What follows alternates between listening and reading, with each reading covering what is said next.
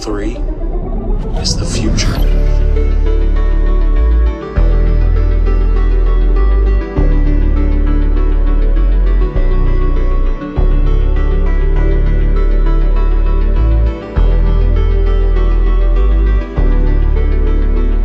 Welcome, crew, to What Are Your 3, a Channel 3 podcast where we take a member of the Channel 3 community, discuss 3 games of their choosing, go through some honorable mentions and some other odds and ends for a nice little video game discussion, followed by me enunciating community properly. But that's not why we're here.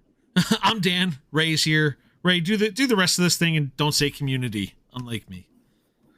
Did you say it wrong? I kind of at this point I kind of blank out what you say in the beginning. My kids have been letting me have it for some enunciating I've been slipping on. I said like community and community. I said community. I didn't say community. I did not enunciate effectively. So I just if you know what, play a round or two of Monopoly and it'll come back to you because you have to just say community chest over and over. In my head, that word was that phrase was always sung. I don't know why, but in my head, it was always take a chance, and it's community chest. That's what it should be. That's what it should be. That's what be every time you get a community chest card. That song played in my head my whole life. I don't have reason for it, but that's what it should be. Anyway. Didn't see this coming off the bat. Yeah, there's some bingo cards going real weird places early. This is great. Anyway, so Monopoly, and agee are the sole owner of special stickers. Actually, I am is here tonight. Agee, how are you doing? Yes, I'm doing well. How are you? My shoulder hurts. I don't know why. It's not good. I'm sorry. Oh, good. Ray's launching the age war against himself tonight. This is awesome. It's just because you're old, Ray. You slept wrong, and now you're going to suffer for 4 days. Might as well just say I'm a millennial. I don't know. What do you think I'm doing? How do you think I'm doing? I'm a millennial. How am I doing? Something hurts. That's how. I took some ibuprofen today. I have to say one thing before Ray moves into that you brought up the Joel sticker, and the thing I'm surprised about when the Pokemon sticker, the Pokeball sticker got unleashed, that was probably the most DMs I got of like, how do I get this quickly? Yep. Yeah, oh and the Joel face, I'm surprised. I think I said that was a tease for later, and maybe that's why we got away with it. But I am shocked I haven't gotten like messages about the Joel face. The Joel sticker. I'm upset that I don't have one. I'm honored. I'm truly honored as a community of C3 to be the only perfect one. You are the one. It was perfect timing. I'm like, I'm just going to drop one in here, and you post your stickers. That was definitely why I did it. Also, like, hey, listen, you want me to drop in as something weird? Post it, and then I'll make sure you get something weird. But give me all of like the first time stickers that are like just kind of like on the edge of weird, and I will be the one to like. Advertise them. You played it out perfectly and with zero collusion behind the scenes. It just played out exactly as I hoped it would. It was just into the wild, and Joel didn't even know it, and I loved it. Happy to oblige. It's funny. I give my stickers away to the kids that I tutor. From time to time, the Pokeballs flew immediately. Like I say, hey, which one do you want? And they're like, is that a Pokeball? I was like, yeah, I want that one. Like they were gone today. I got them. Of course I do. All right.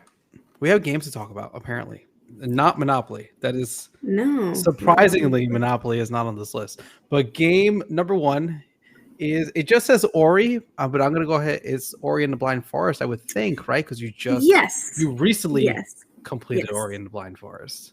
I did. Tell us about Ori and the Blind Forest. Tell us about the experience of playing this game for the first time. Oh my gosh.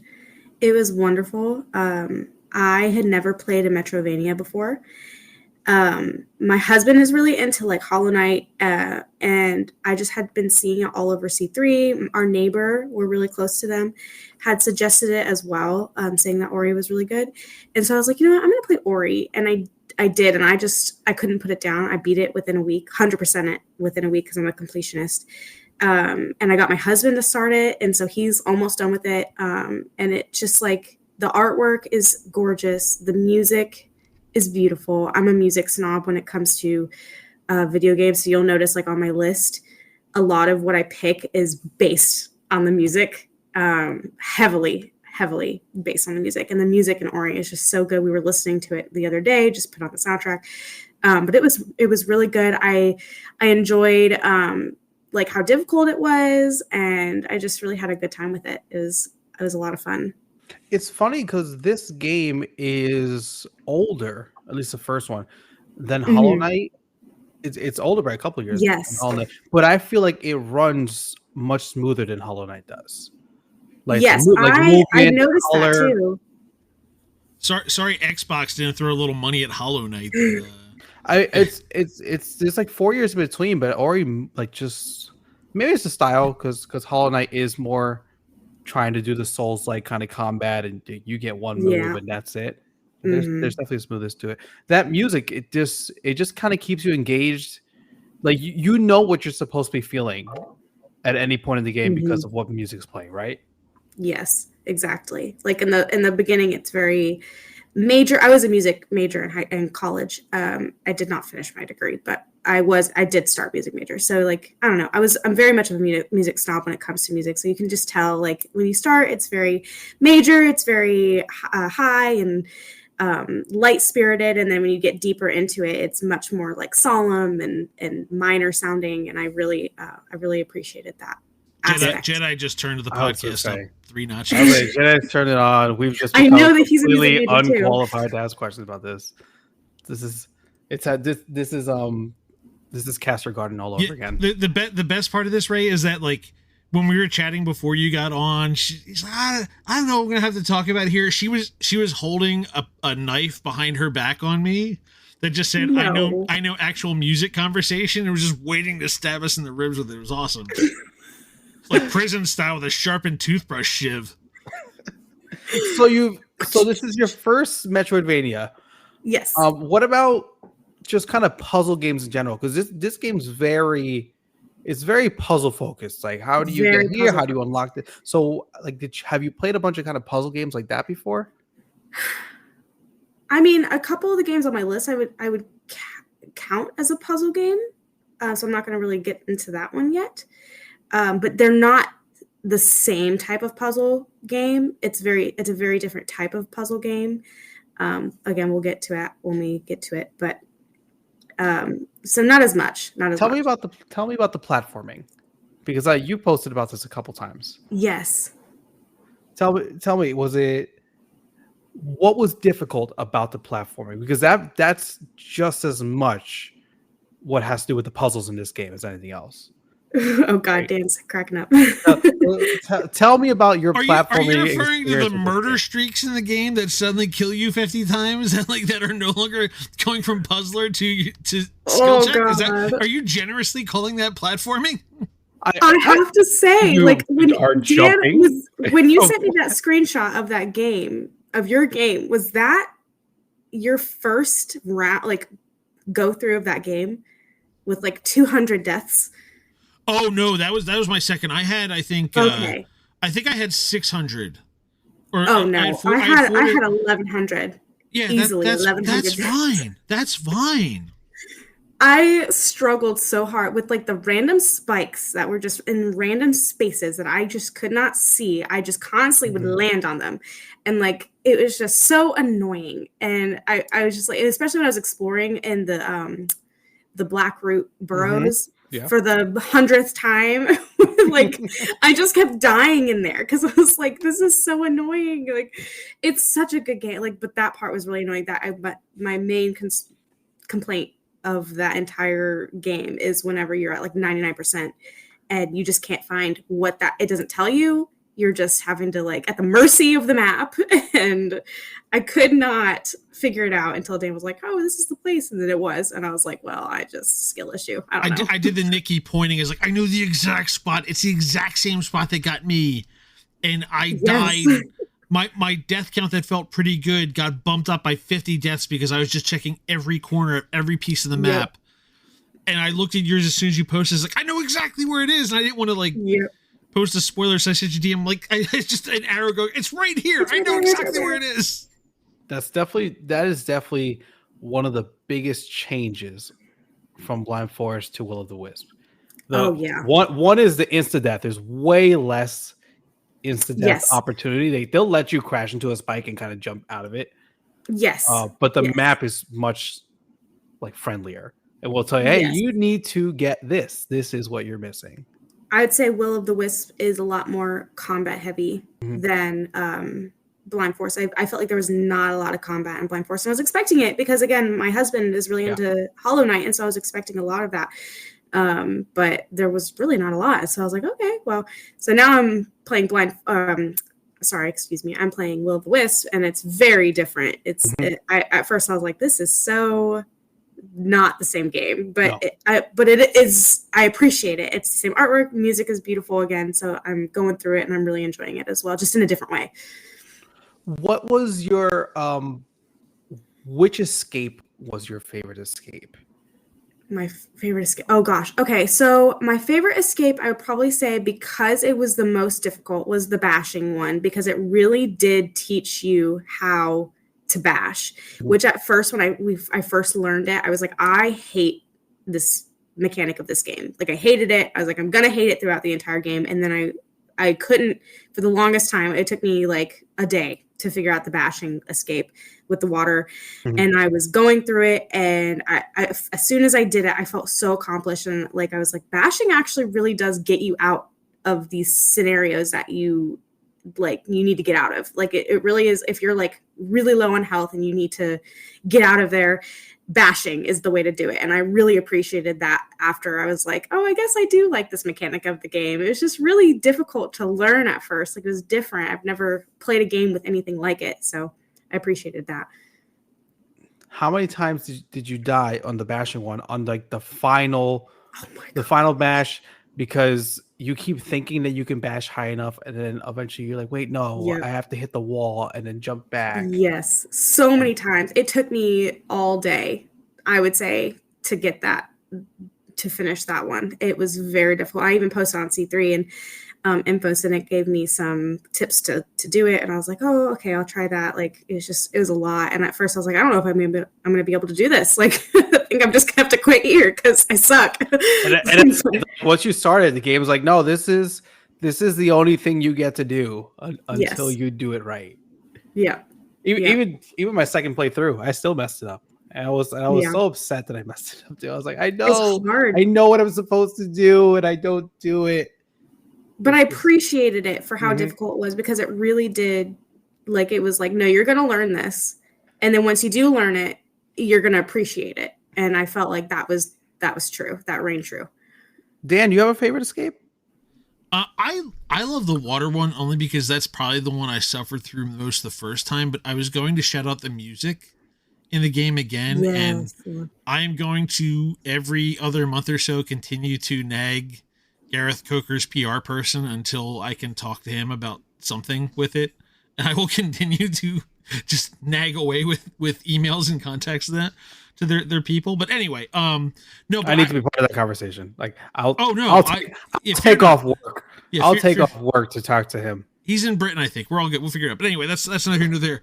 But the I love the music in the water escape in particular, because that was the first one where I spent just hours in a row, and the music almost like as intense. Cycles, no matter where you lose, and you don't even realize it. It just cycles and starts so smoothly.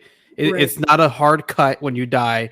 It's like this amazing transition. It's so good though, and it's not happy-go-lucky. And there's like if anybody's watching The Studio on Apple TV, the Seth Rogen show, they're intentionally making like this psychotic jazz score for the show that just like is made to make you feel anxious and terrible. And it's hilarious because of it. But this is the opposite. Like, I was soothed by the music, as intense and like sweeping as it was. Like, the music is just so good. Yeah. You got this. All right. This is where I ask a question. Well, no, let me ask one more before I get that. Yeah, just so, as a tease, all he has in our notes right now is it possible in his blinking cursor. It's true, because I'm gonna depending on when the whole video game book club has their chat, I'm gonna step ourselves. It will be next week. It will be next week after this, because this one this podcast releases this week, it will be next week is the conversation. So. Well, too bad for that. Just do it, Ray. The first question I'll ask is, how did you feel, or how did it feel when you realized that our owl, whose name I read somewhere, Kuro, when you realized Kuro is not just this randomly mean owl, like it's evil. It's character. Not just this evil owl that just in the game because you need somebody. Is like Kuro's just a really really sad mom. Yes. Oh my God. Yeah. As a mom of two, I immediately was like, oh God, I hope we don't have to fight Kuro and like hurt her because she's already hurting. It was just like a gut, like a punch to your gut. I don't know. It was really sad, and I hated that they did that because I'm so sensitive when it comes to like things with babies and children, and so I was immediately like tearing up whenever her story came. It was just really sad. So I really hoped that we didn't fight her, and thankfully it wasn't really a fight. It was more of like a runaway from her, and then like her sacrifice at the end. Sorry, spoilers. My bad. It's a 10-year-old game. It's fine. Do it. It's 12 years. Yeah, it's been 12 years. Her sacrifice at the end really was like she sacrificed everything for her child because I think she kind of understood like I needed to do this and I can see that these people will take care of my baby and this is the best way for my baby to survive, and like it was just the whole thing. I was blubbering like a baby. It was very sad, especially after seeing Ori's family reunited and realizing like what have I done? I'm destroying everybody else. Like, I can't wait until next week's discussion, Ray. I'm going to unload both barrels in the second game at this point. I'm ready. I'm preparing to play the heel in this conversation. Next week. I can't wait. You know what? I did think Dan may have fallen into the thought process that I have, and I didn't think as much of it until playing both games this second time through now. Mm-hmm. Is it possible that Ori is actually the bad guy of the entire game? No, not at all. Or perhaps the tree is the bad guy in the game. The tree I could see more because it did kill poor innocent baby birds. Searching for Ori. I could see that possibly being, but I would say that they're not a bad guy. Those are just the collateral damage of the search. So I wouldn't say that it's necessarily malicious. It was more just collateral. Unfortunate collateral. I can't wait till I insert the Office Space when asked, anybody ever have a case of the Mondays? You go, no, man, no. Like that's all I just want to say to Ray there. No.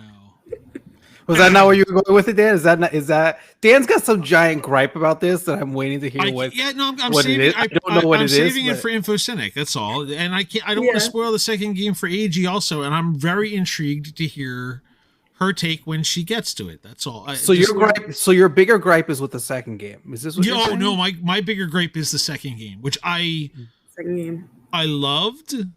I don't know what your gripe is. I loved, but I have what I'm continuing to foster serious issues with. And this is a tease for pay attention because I will drop the video game book club feed discussion here as well. So just pay attention for when that comes to hear me unload both barrels and either rally everybody behind me or just go full heel in this thing and have everybody hate me. And either way, I will feel better for finally getting my entire take off my chest, but I will tease it here one last time. The other thing I was going to bring up was just, how does your husband feel knowing that there's a second game here, unlike Hollow Knight that doesn't have a second game? Like he actually has a second game to look forward to. That's a low blow, Dan. Oh no, he wants to play the second game. I think he's probably gonna take a break. But he's definitely waiting for Silk Song. I told him, I was like, there is a Silk Song tease on like the Nintendo Direct. Like there was a tiny little clip. It'll be this year. It will be this year. Fear not. They pulled the trailer off Steam. It's coming.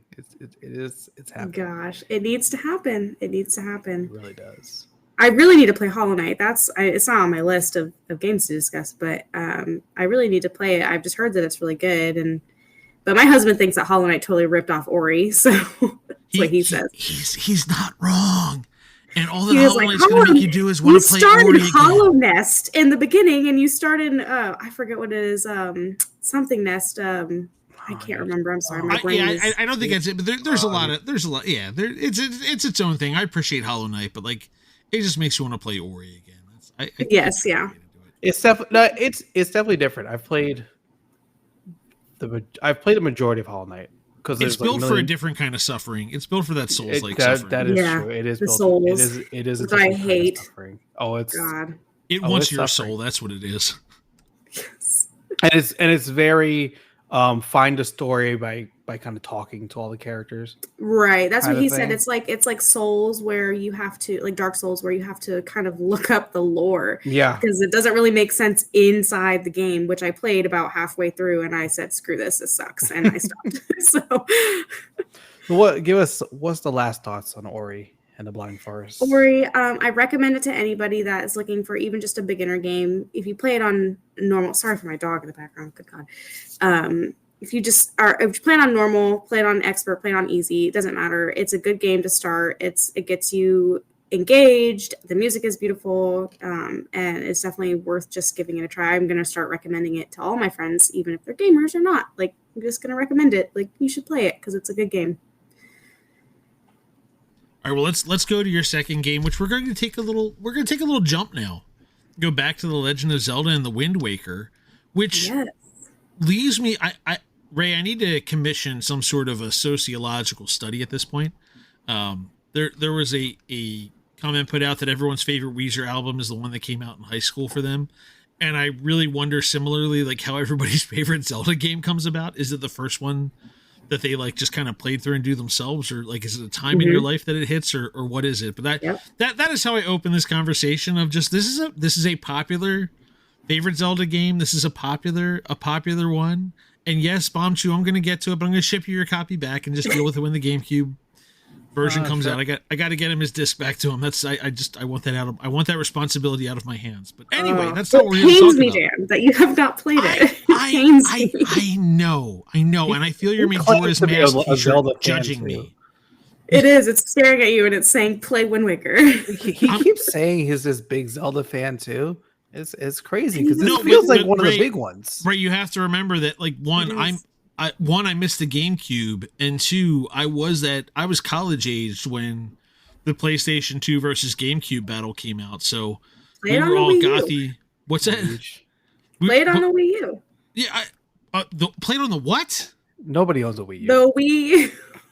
I was listening to somebody. I love my Wii. See, we see right through you. Hate. There was some Wii U hate that was going on, and I heard it, and I wanted to scream through my car sound system at you guys and be like, the Wii U is a good system. I don't hate it. It also came along at the time that my kids were born anyway, so it didn't matter. Because in the time that my two children were born, that thing came and died, so it didn't matter. But hey, the Wii U had put out a lot of great Switch demos. All right, the Wii U had a bunch of demos for the Switch. I'm not sure what I haven't caught up on the Wii U with my Switch by now, anyway. So like, God, I loved my Wii U. That's where. Yeah, we're not here to talk about. We're here to talk about the Wind Waker, though. So like, I'm also kind of curious about the structuring of your three here. The third game I get. I'm just kind of curious where this one falls, like in line with Ori, and again, like it's atop the list here. So tell me, Wind Waker, what brought us here? Wind Waker is the game that I would say that is the integral part of who I am as a gamer.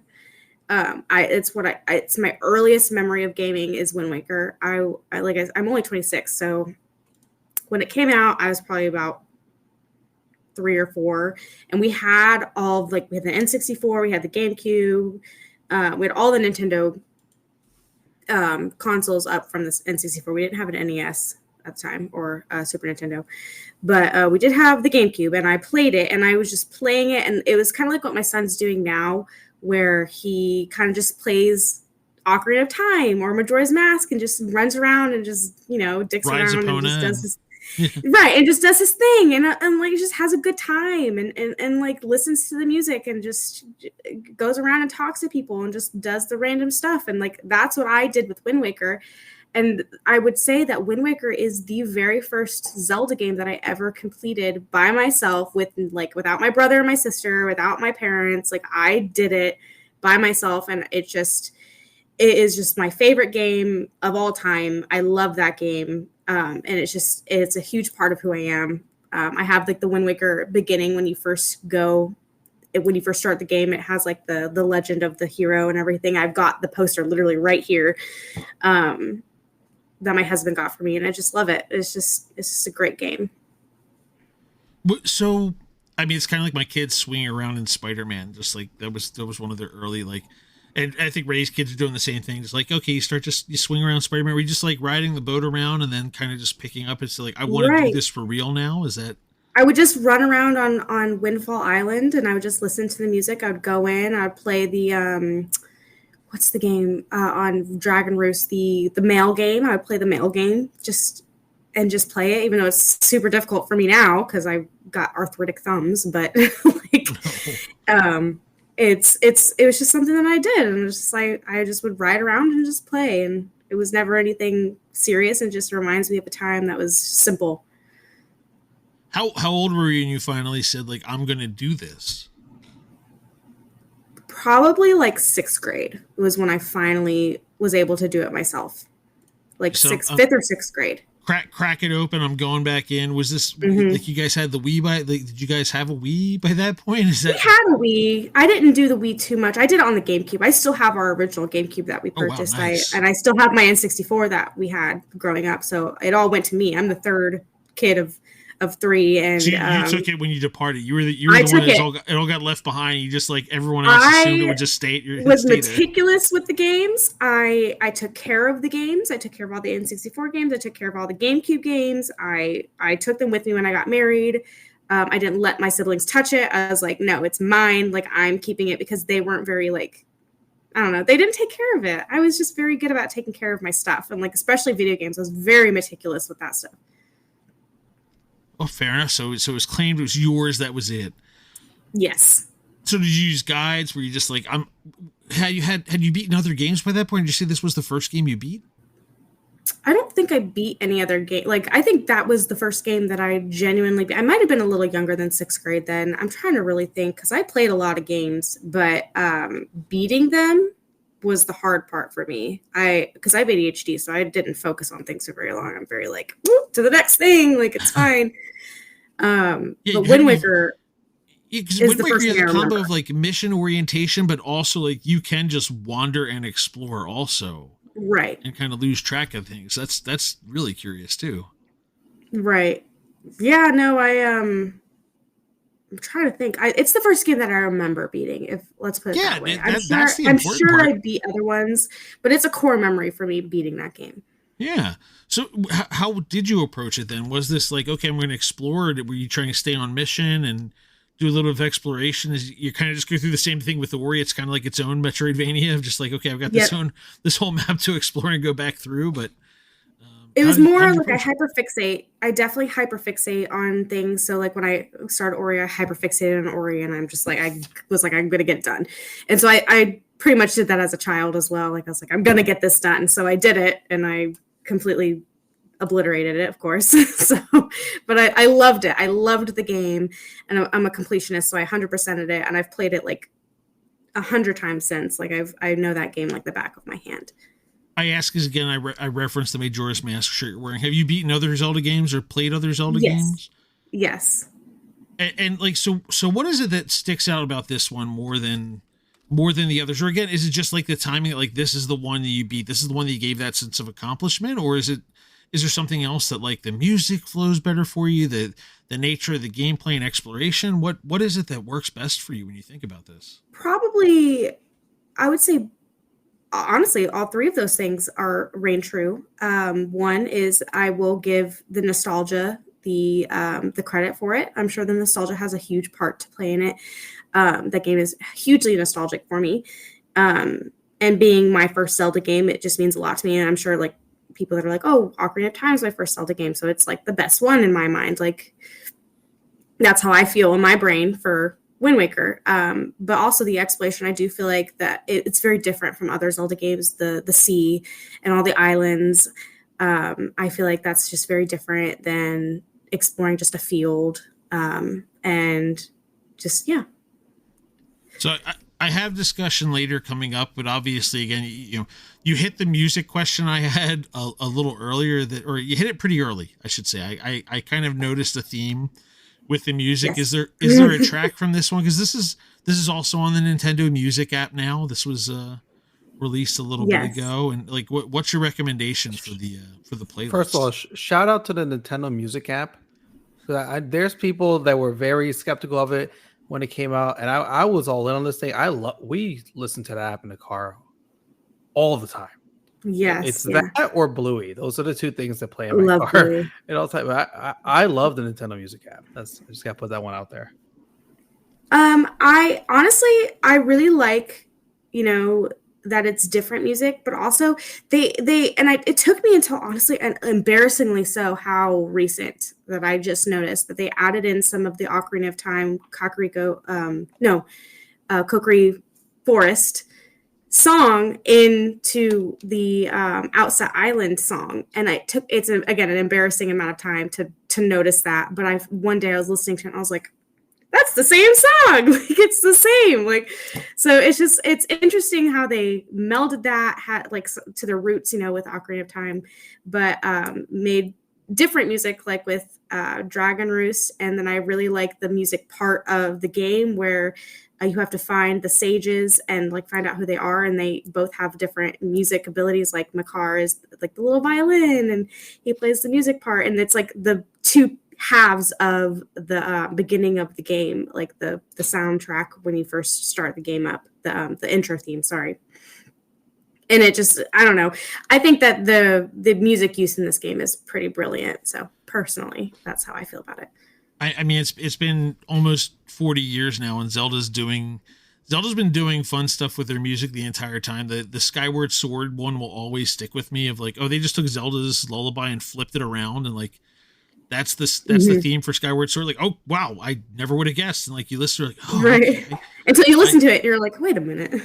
and even like the fight at the end of Breath of the Wild, and the things they're doing musically in that, with like just making notes go wrong and mixing in just like awfulness in the middle of this like beautiful song on purpose just to make you uneasy. It's like, yeah, no, they're doing stuff in the Zelda soundtrack game. Like, they are always they're always layering something in there. It's not just like, oh, we're gonna put something out here. Like, no, they're layering things on top of layers on top of layers. So I have a question. Why haven't you played Wind Waker yet? Yeah, Dan. Okay, that's because Dan's still playing Persona, and that's going to take him 2 years to finish. No, I haven't even cracked Persona yet. I am playing Metaphor Fantasia. Yes. I'm sorry. Yes. I'm sorry. All these like, Japanese anime RPGs look the same way. They all look for like 25 years. I'm sorry, you're playing medieval Persona. My fault. As I mentioned, there was a bias against the GameCube at the time, and like you either picked one or the other, and it wasn't like you had both systems. It's like, I didn't have a GameCube. That was just what it was. I had the PlayStation 2 and then like college hit anyway. So it's just like, okay, this is, even that didn't get the most use in the grand scheme of things. And like, didn't get to it on the Wii, did Twilight Princess, that did that one. Didn't do the Wii U, which was the next, like, Wind Waker got its revitalization in there, but that was another Dark Ages when my kids came along anyway. And like, okay, I've been stuck there. So then Bombshoe sends his copy to me. And at the same time, we replace our TV upstairs, and then I don't have the Wii hooked up properly. So I finally get the Wii, like the connection I need to hook the TV up now. Yeah, I'll get to it. So I just haven't. Excuses. It's a lot. They are all excuses. I'm aware they are all excuses. I'm not saying they're good ones even. I'm just saying, like, and I'm working my way through, like, my Zelda time is also going to. I've still got to finish Echoes of Wisdom, and I'm continuing, like, my time is going, like, oh, let me continue, put a little bit in, put a little bit in. I'm also I'm working through different stuff all the time. I'm spinning plates. Just place another bet and finish that game already. I know. It's not that long. Just put a couple bets in. It's not that long. I say this as a person that doesn't play Zelda games.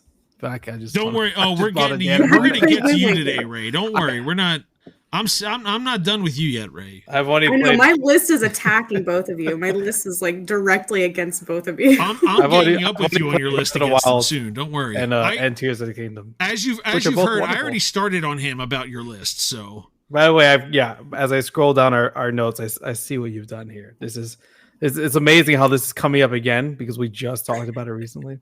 But before I love its excessive attacks. It's great. Before that, game number 3 is Mario Kart 8. Mario Yes. Kart 8. So you joined Channel 3 because we do our research here before we talk to people. Yes. Oh gosh. Roughly 2/3 of a year ago now. Yes. About 200 and some odd days. I looked and Mhm. everything too. Was there a Mario Kart connection that got you over here? How did you get to Channel 3? How did I get here? So I came from Reddit, actually, which is crazy. I was on Reddit, and there was a post on Reddit about like how much Mario Kart do you play in a week? And I commented, I play an embarrassing amount of Mario Kart because I'm a stay-at-home mom, and I don't have anything else to do with my life other than watch my kids and play Mario Kart. And so Gabriel actually commented on my my comment and was like, "Hey, there's a group of people that are dads. That all There's some played moms. the amount of time of Kart. There's some moms, but they're mostly dads that play a lot of Mario Kart." And so I was like, bet, let's play Mario Kart. And so he was like, here's how you get to it. So I found it on the Facebook. And at first I was like, oh gosh, I have to get a whole other app for this. But I downloaded it begrudgingly. And then I got on there and I was like, okay, like I totally, I can see the vibe here. And I joined or whatever. And I commented and I was like, all right. I messaged in the chat and I was like, hey, like, is there just casual play here? Like, or is there like a whole thing? Like, and I ended up just getting completely sucked into the Mario Kart Racing Cups, gangs, time trials, Wolves Den, all of it. And I love it. I love it so much. I love the app. I love Channel 3 as a whole. I found like a community of people that I feel like are just really down to earth, love Mario Kart.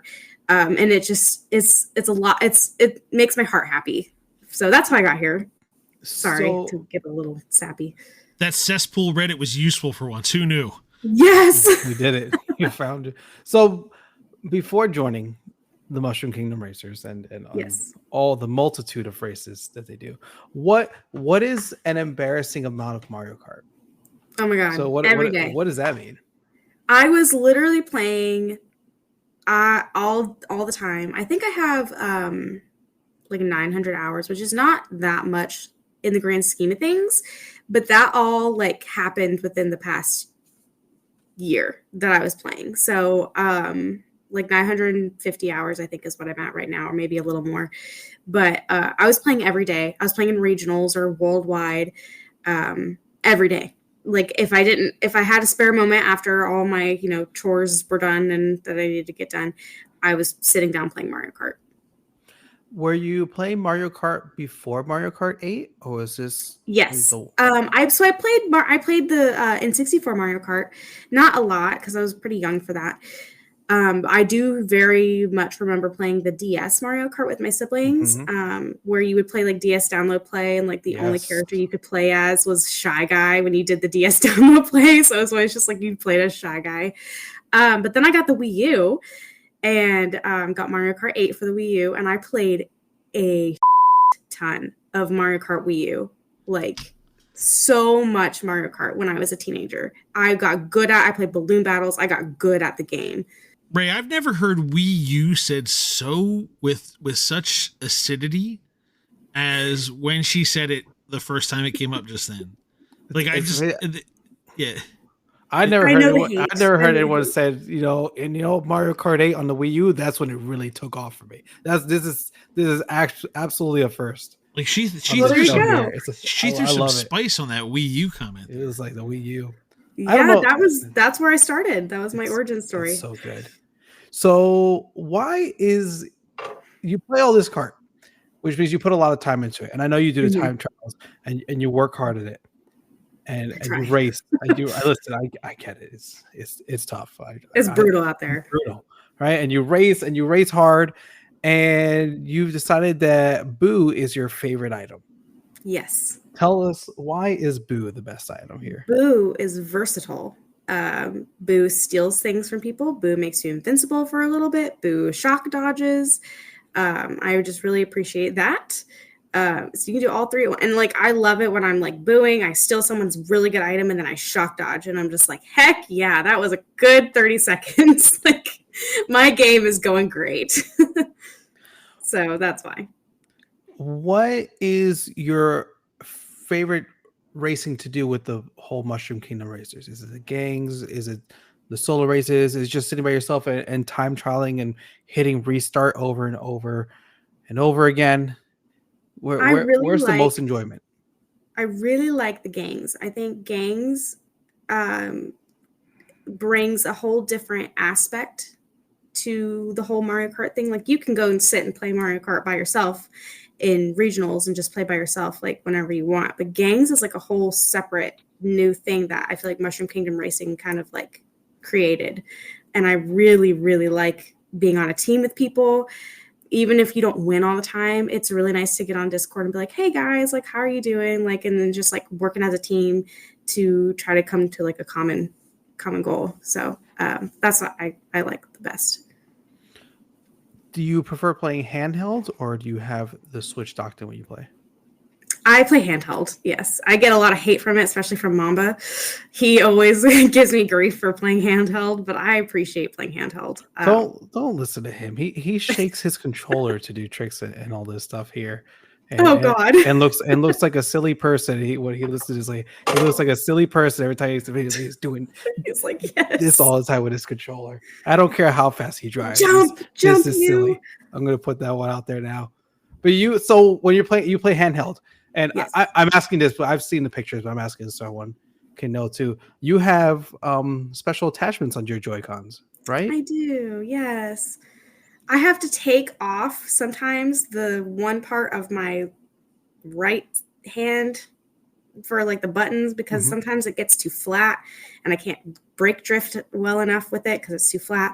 But otherwise, I've got like little pink covers on it because it's cute, and I've got little cat paws on my joysticks, and I don't know. I'm just a girl. Like, have you had to replace your Joy-Cons with all the racing that you've done? So yes, I actually traded my right Joy-Con with my husband because my B button was starting to like just malfunction, and he was like, "Well, just take mine," and I was like, "Okay." And so now he's got my jank controller. So poor guy. And then I have the other question. This comes up just because the cups and all the funny things you guys are doing with cups. Is Futurama your favorite like adult, I put in quote, cartoon? Futurama and King of the Hill. Yeah, I have a dog named Seymour. So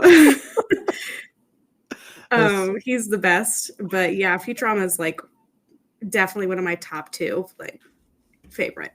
Dan, what's your favorite adult like cartoon? Do you have one? Is that an area of TV that you watch? I've been riding the Bob's Burger train with my kids, so I do love Bob's Burgers. I'm firmly there at that point. At this point, so that's also one of my top three. That did make me think I have to take a look at Futurama. It's been a while since I've taken a look at that one, and the parental view. That's probably got to be on the list for them too. Yeah, they'll appreciate that. I let my kids watch Futurama. I would say Futurama is not very. It's not very hardcore. Like, there are a couple of jokes I can think of that are a little spicy, but no worse than other stuff they see it. That's true. At this point, frankly. Yeah. Yeah. The jokes are better in that than the Simpsons ever were. Sorry, aside from like that peak year Simpsons had back in. I was never allowed. I was never allowed to watch Simpsons as a child, so you're not missing anything. So I have no nostalgia of Simpsons. I watched at some point the entire family got really into Family Guy. Like everyone would just kind of sit around and watch that a bunch. And my dad is the one who late on got into Rick and Morty. Oh, that's my dad was all in on it first, and then told me and my brothers that we should watch it too, which is okay. You should not. Just hilarious. That's correct. That one's that's my number one with the bullet. I do find that. Is it really? Oh yeah, absolutely. I'm that guy. I find I'm it that funny. guy, too. but I I'm haven't not seen all that of it. guy to be clear, because I know what that. No, I get it. I know the stigma that comes with that. That don't put that heat. Don't put that heat on me. No, I really do like the first 3 seasons of that show. Like, I really do. There's some good episodes in the first 3 seasons of that show. I did notice that there's a change in style. It was very abrupt, Yes. and you could notice the change for sure. But yeah, that show. I actually, when I first watched it, because I watched it later than everyone else, and my thought was, how did they pack so many like? I feel like they packed such a large story in such a small amount of time. That's the Especially Dan those Harmon early- touch. I was like the writing is ridiculous. Like I saw 3 fully fledged ideas in 22 minutes. Go watch Community, and you'll have your answer to that, Ray. There you go. I'm done, Dan. All right, we're back. We're back with me. We're moving to honorable mentions, and probably about 10 minutes ago now, AG referenced a while before that, some arthritic thumbs, but at mention of our first honorable mention here, that did not stop her from cracking her knuckles in preparation for discussing Undertale. What a transition! Wow, that I was good. do That was good, Dan. love Undertale. Hey, listen, I'm getting the hang of this, Ray. But 2015's 4.2 rated game. I can I tell you, first of all, I'm kind of shocked that this was not your number one with a bullet, or at least among your 3. Did like Ori take this spot last minute or something? Is that? Yes, because I haven't played Undertale in a few years. It's been a few years. I need to replay it. The problem is, and I'm going to admit this, I have not done the genocide route. I've read a lot about the genocide route, but I cannot bring myself to do it. It breaks my heart. I love the characters too much to do it. I've read how it goes. I've read a lot of lore about it. Again, I'm on Reddit a lot when it comes to like reading about things, and so I read a lot. Who's being radicalized? She's looking at the Rick and Morty people, but here she is being radicalized on Reddit. I'd be careful. I do love Reddit. I know, I get it. I'm the average Redditor though. Okay, like just Reddit is one of the random apps that I get notifications on my phone. I hate And it only because I look at the random questions I get sent all the time too. No, my problem is my kids will ask me something, and it was something to do with like a Lego today or something like that. yeah. And like the answer I needed is on Reddit. I'm like, God, no, because it's just gonna jack up those stupid emails I get and those stupid notifications I get, Yep. and everything's gonna send me notifications about this certain breed of snail for the next 3 months now, and I can't get rid of this notification, and it's going to act like I'm an avid user of this group. No. And it's going to tell me that like there's Nazi snails that are out there and we should listen to them. And I'm That's like, what no, just we happened should with not me be with doing that. Smash Melee. That just happened because I posted one picture about trying it with my kid and realizing that this game does not hold up to the new one. And Reddit was like, but don't you want to know everything about Melee? Everything about that you've Smash. missed out in the past 20 You've years? missed all these questions. Oh, the about Melee Reddit is its own pit of misery and despair. That's Right. no, we're not. I'm pulling that's pulling where this I back am out. now. Hang on, we have to. I'm hitting the eject button on this one now. We're launching this one into the sun. I'm done with this. We need to focus on our mission. Ray is trying to distract from our mission here of berating and belittling him over not playing this game. This is my dark time. I didn't play video games in 2015. Listen, Mr. God. Steam Deck, put this on your wish list. The next time it's $1 so on easy. Steam, just put it on your Steam. I just looked at $10 You probably right now. have it $10 on your. No, I don't have it. I checked all the places that I just get free games all the time. Okay, now I'm don't gonna have bring it. I'm gonna bring this back because I'm prepared On for my wish ADHD-esque responses, and I'm going to ask my question again, which was, so Ori stole this one from the list just due to a time proximity. You were saying? Yes. Yeah, so I haven't played Undertale in a really long time. So I was like, well, I feel like I have a lot more to say about Ori now because I've played it so recently and I've been so immersed in it recently. So that's why I made that one my top 3 versus honorable mention. So how did you wander into this little indie that a guy with a musical background decided to make and start a Kickstarter, and like was that did I hit the button here? What happened? That's why my husband and I my husband was just listening to the music for a really long time. He just found the music and then he just kind of delved into it. He was like, oh, this guy has like a PhD in music and made this video game. to kind of like combine his love for music and his love for video games and made this game. And I was like, bet that sounds like an amazing time. And so we just played it together. He played it first and I played it after him, and I fell in love with it. I love the storyline and the characters and the music. I listen to the music all the time. Yeah. So you go into this game, you don't know I assume you went in pretty blind. You didn't know what you were going to be experiencing. And like the game immediately knocks you off your axis, right? Yes. It's a game where it immediately wants you to feel uncomfortable. It immediately wants you not to know what to believe, what to trust, what to do going through it. Like, what was your kind of mental response to the way the game opens?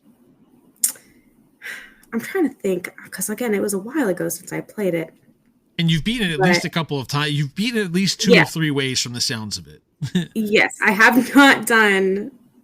We'll come back. Hold that. We'll come back to that. Yeah, I want to explore this one because this is It opens and it just seems so like you come in and then it's like, oh, I'm so happy, everything's so great, and then it's creepy immediately, and you're like, oh dear God, what the heck is this game? But then and then you're in this house with this woman and she's just trying to like make you her child, and so it's very eerie, and it's very eerie. That's all I can really say. The beginning is very eerie. You're like, I don't and the really music know helps.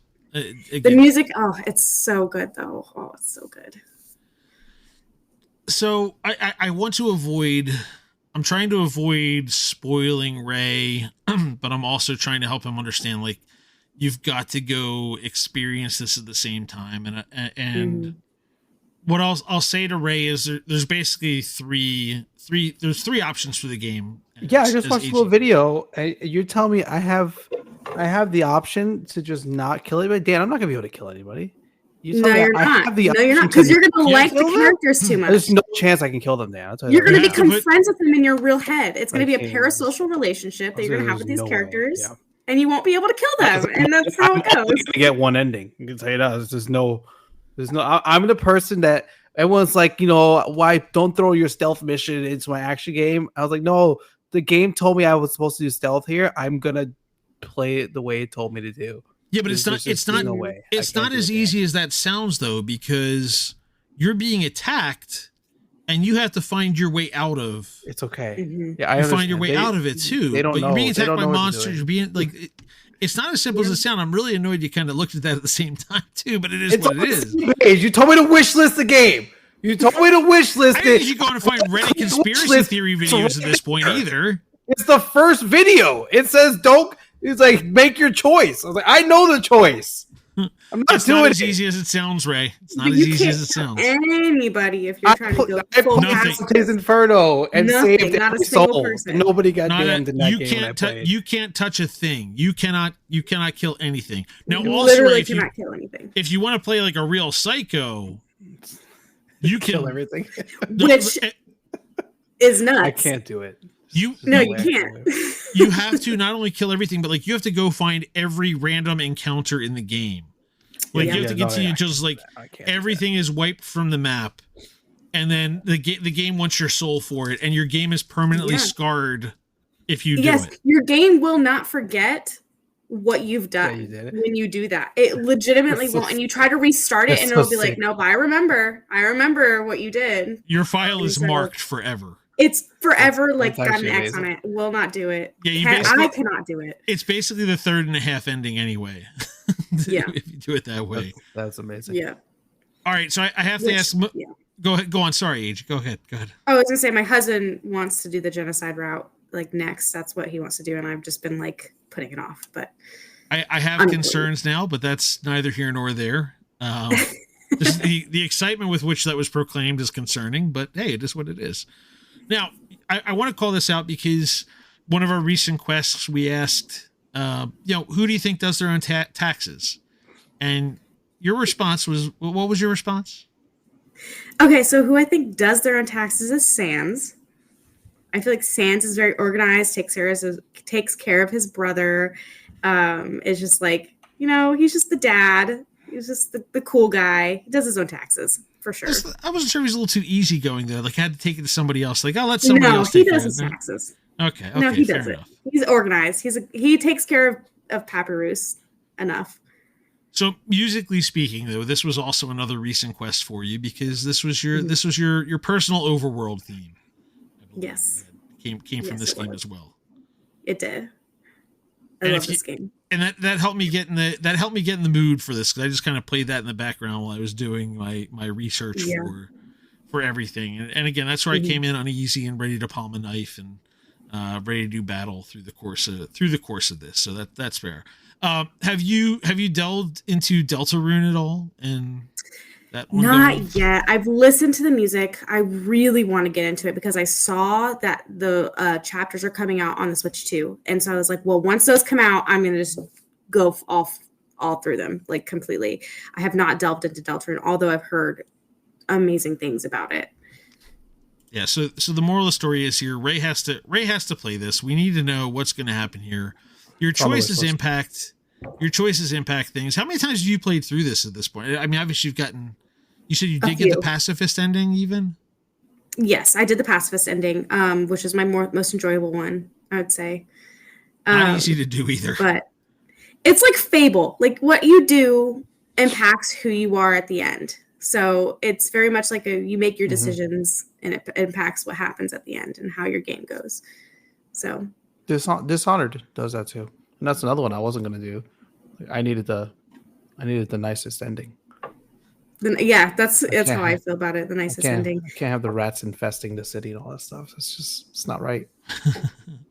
All right, well let's talk about your second honorable mention. We're going in a completely different direction here as we go to the Katamari Damacy and 04's 4.1 rated collecting behemoth. I just need to know, first of all, is this what inspired the lyrics? They see me rolling, they hating. I don't know. I don't know if that's related or not, but you're the clump spirit, our translation here for this one. Probably and not. How did we so this was the point also, to be clear, where I'm like, oh, this is where I said the music comes. I was like, oh, everything. This is what made me realize everything leading up to this was probably going to have a music element. Including Mario Kart 8. I know there's the love of the game for Mario Kart 8, but like this is where I'm like, oh, the music hits in this one. It does, yes, it does. Although I would say it's very this game I would very much describe as like an acid trip. Like you're playing this game, I would imagine this is what it feels like when you're on acid. So I never need to do acid because I could just play Katamari and just know exactly what it feels like.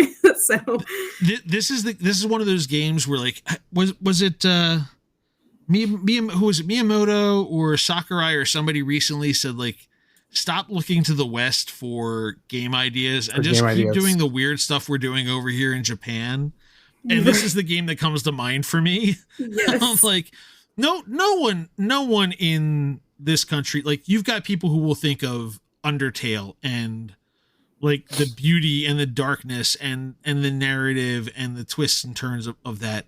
Nobody over here will think of Katamari and putting together a game like that. And please, Japan, stop withholding your weird stuff from us. Give us your weird stuff. We want it. Not everybody's going to want it. Just understand that. But we want it. So I want it. I definitely want it. So were you playing this back in the day, or was this like a reroll? For sure. So what was this like? Ooh, let's see what's happening. Where'd you go? So this game, I very distinctly remember we played this game like as a family. When it like came out on the PS2, like we had a PS2. We played this game. We Heart Katamari a lot too. And I just remember us just, messing around and just going and picking up random stuff. I remember specifically the guy with like the really long hair. I don't know why. It's just he has like really long like head of hair. I don't know, but this game was something that it, along with Wind Waker, was an integral part of my growing up, which I don't know what to say about that because it's a crazy game. It's nuts. It's so crazy, but I love it. Yeah, like you have your Freudian psychology, you have your Jungian psychology, and then there's also whatever you are right now, and understanding where Katamari and Wind Waker meet, informing your personality. None of those answers are good. So have you done the re-roll? Like, have you continued to stick with Yes. Katamari as they've come through? Yes, and, like, we just played it like a couple weeks ago. We just finished it. That's why I started Ori, was after I finished Katamari. Did reroll. I purchased We Heart Katamari. I'm planning on, when I finish Will of the Wisps, I'm going to start playing the We Heart Katamari and do that one because I remember that one being a lot of fun too. And anything you could say that's going to sell somebody on this? I mean, like, short version is you start out just like collecting little bits of junk as you're trying to rebuild, and you just continue onward and onward until the size of a planet and keep going. But like, it's soothing. what's your how do you sell this to somebody who is like, okay, fine, whatever? If you're not a gamer and you're not someone who really can follow a storyline very well or whatever, Katamari is your game because it's just like a puzzle game. That's what I was going to say when we were talking about puzzle games, different puzzle games. Katamari is a puzzle game.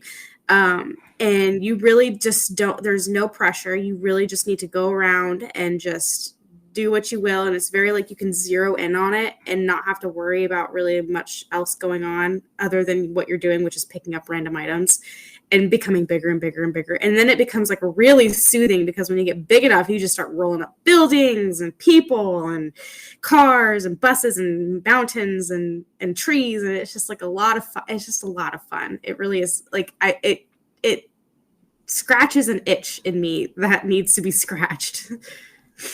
All right. Now, before we go on to your third honorable mention, I have to do, for the first time ever, jump completely back to another game. Wow. Because I screwed up and I didn't ask about the tattoo. Yes, I do have a tattoo. I had that note. I had that note it's on a note. I can confirm that note was there. It was in the middle. I got too busy trying to push Ray into playing this game, and we talked about. I blame Reddit. I that's all I do. I blame Reddit with it. But tell us about said tattoo, because one, you can see that you've shared pictures of it, I believe, on Channel 3. Yes, but you flashed at us here now, which nobody else is going to see effectively. But yeah. But point being, though, the tattoo is there. But please explain. Yes. So the tattoo is of the main character Frisk looking in the mirror at the very end of the game before you go and do like the ending with Asgore, and it says, "Despite everything, it's still you."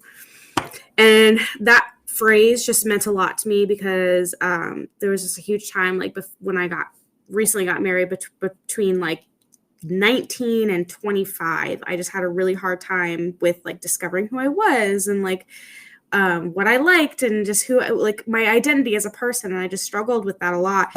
But then I kind of just came into myself, and that really resonated with me from Undertale at the end. Like, you go through all these trials and tribulations, but despite everything that happens, you're still you. Again, I haven't done the genocide route, and I know that changes when you do the genocide route. It does change. It has a different, when you look in that mirror, it has a different saying. But with this one, when you just go through it, and like the pacifists are just the normal, despite everything, it's still you. So it really resonated with me. Yeah, I could not bring that up, and I couldn't be like, oh, I can let that one go from my notes, and like I had to go back. So apologies for the detour. Before we went to Animal Crossing, now we're jumping back to Animal Crossing, and again, much like you did with Ori, I don't know whether we're talking a specific, since you talked a lot about the GameCube. Are we talking GameCube? Since New Horizons is there, we talking New Horizons, or yes, you're smuggling the entire series in this time. This is not. I played every single Animal Crossing, all of them, from the GameCube to the Switch. Played them all. All right, so tell me about the beginning then. So young agee, the GameCube's there. Animal Crossing was, again, you were young and no idea, probably could not read when Animal Crossing appeared. Probably. Yeah, I couldn't figure out my favorite part of I remember playing the very first Animal Crossing, and like when you first start, you can either get on the train with, I don't remember their name because it's been a long time, maybe Rover.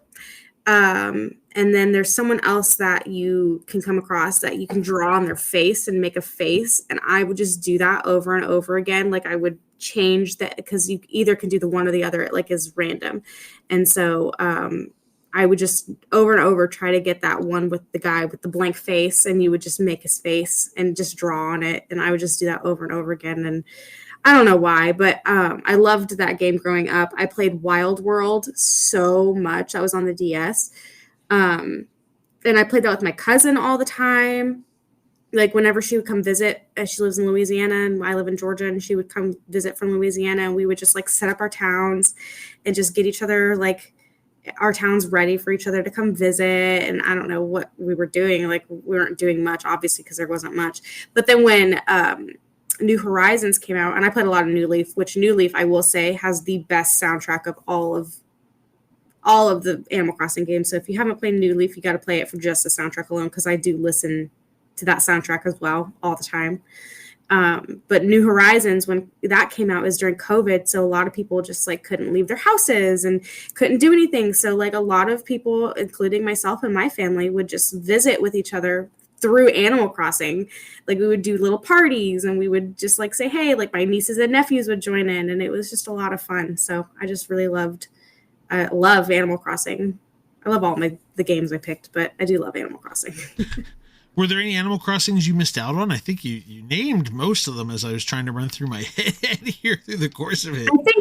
I think the only one I didn't play a ton of was City Folk, because it was on the Wii, and I just didn't play a lot of the Wii. And I'm not counting Pocket Camp either. I don't know if you dove into that one. No, I don't play a lot of Pocket Camp. Yeah, that's kind of like just you just buy the full version of it now or whatever, I guess, apparently. Mm-hmm. So yeah, no, Animal Crossing was certainly there for all of us. Any historical over the course of the series, obviously the residents in total are a highlight of who you get at various points in time. Is there anybody that like now this is the one I always want to get for every future Animal Crossing going forward, since they just kind of compound over yes, time? I love Lionel. I have his little card. My husband got me. He ordered it for me because when I first started playing New Horizons, I wanted Lionel so bad. And then my husband ended up getting him, and I was so pissed off at him. I was like, you freaking suck, because you got Lionel and I wanted him. But he ended up ordering me the card so that you can like scan the card through the amiibo thing and end up getting the villager. And so that's how I got Lionel. But yeah, he's my favorite. Otherwise, it would be an endless cycle of trying to chase people off. We're sabotaging. Right. You could have sabotaged your husband's island, snuck in. I could have. And said, hey, come move over to my island as he was packing. I didn't want to do that to him. And plus, that takes too long. And I just, instant gratification and ADHD. It's a multi-day adventure to try to do that. I wanted it now. Yeah, better to buy the scalped cards that were near impossible to find forever. Because what is it, like? It's like 120 or 140 villagers that were in there, and like hoping you get the right one that shows up. And exactly, yeah. Then there's the existential nightmare of like, what happens to the ones who just end up in the ether? Because I know there have been ones that like just popped up on my kid's island at some point that like left my island. They were like, oh, I used to live on Dan's island. Like, wait, why did that wasn't one like I sent to them or anything? Like, what is this? And like, it's because you're visiting with other people, and like I guess it links your game at that point. Oh, yeah. So it's like, I guess you want another villager. Like, here you go, here's my outcast. What happens to the ones that just disappear? Are they just dead at this point? Like, what is this? This is an existential nightmare. I'm not sure. Hopefully they don't die, because that'd be so sad. I love them all. Honestly, I'm too nice. Now. I'm too nice to like kick my villagers off. I've actually never like bullied a villager for them to leave. I always keep my villagers.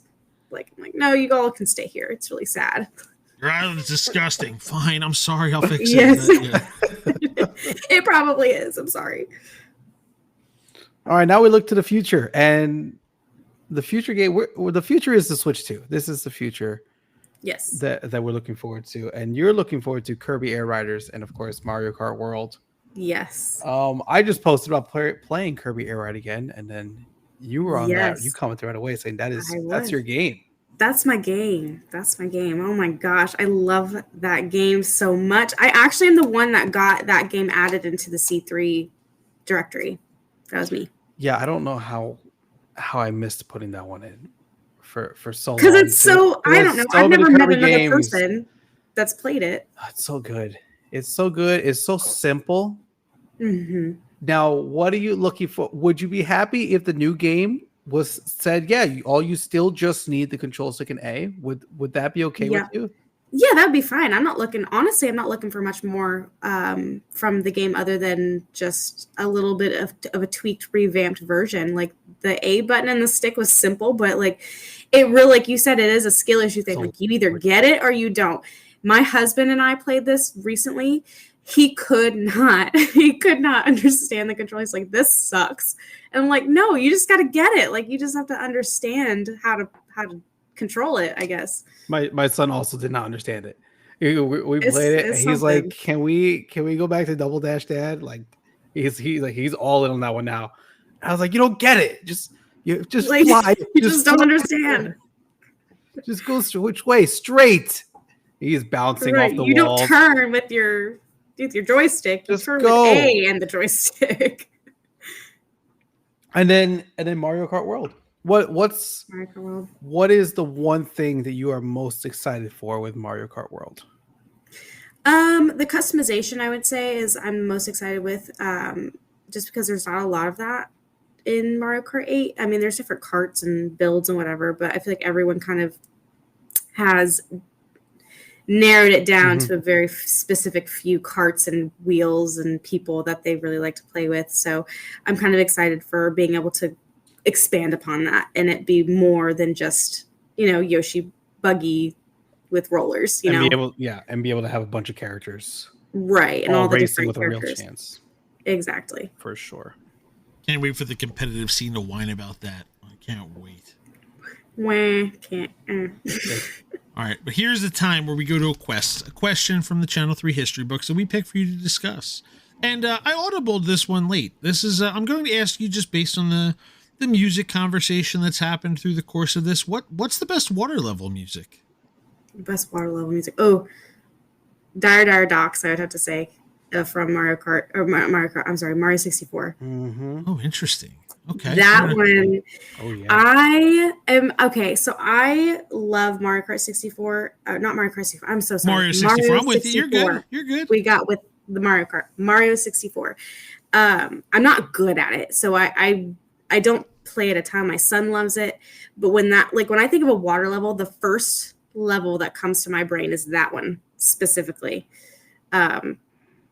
Just because it's so iconic. Like it's just very like, oh, that's a water level. Yes, it is. Again, they could have just kept going with the same underwater music Mario had. No, we're gonna break out a whole new thing here for Mario gonna make it 64. better. Perfect. Had a whole bunch of new music in that game, Dan. They did some was, And some iconic was at that. tweaked, some were tweaked versions, but yeah, that Immediately music is- iconic, yes. Oh, absolutely. Yes, immediately. They did it with Super Mario World too, though. I gotta say that they switched it up in that game. They have a good Nintendo's had a good reputation of giving Mario different music, and it always sounds great. It I always love it. fits, but it's always different. Yep. Yep. And last question: what's been your favorite feature on Channel 3? I love the prize counter. As much as I don't ever have tickets for anything on it, I do love to see it. Like I do check it every day and like, what's different today? Like, what can I not get today? But hopefully other people can. And I love all the stickers. Like I love getting my little mail. I really do like that function of C3. It was a new ticket item. It went away before I even looked at the ticket counter today. That one. We Was it talked the about it cup? earlier. I The did glasses. not price them The correctly or rocks. something. Apparently, the rocks glasses flew. So they flew. Yeah. Because I get the notification whenever anybody purchases anything, and it says someone purchased this. I was like, "Did we put that in the counter today?" I didn't even get a chance to see it. I It was wanted it gone. so bad, but I have no tickets. And I was like, dang it. I almost had the tickets and then I bought the patch. But I think I'm happy. we can all thank Dennis for those existing. Also, I think he's the one who Yes. who requested Yeah. the rocks glasses, and I was like, I like them in black, and I also like the wavy color. colors. I'll say I won't say specifically what colors that's designed after, but also I will say there's a new color scheme Joel's toying with based on an upcoming release. Also that similar theming to the color scheme that the one Channel 3 logos in the Switch 2's got a nice looking color scheme. That's all I'm gonna say. yeah. That we're going to see some more of that popping up. We did a little mock up of that type of thing. And with that, we've made it to the end of another 183 podcast. Thank you, AG, for being with us. You can Yes, find the thank you for having me. podcast You can find the podcast at c3.gg/podcast, dropping every Wednesday morning at 3:33 a.m. Eastern on all the major platforms, including Spotify, YouTube Music, and Apple Podcasts. I'm Ray. Dan puts this all together. Our theme song is by Castor Garden. And for our executive producer, Joel Willis, have a good day, everybody.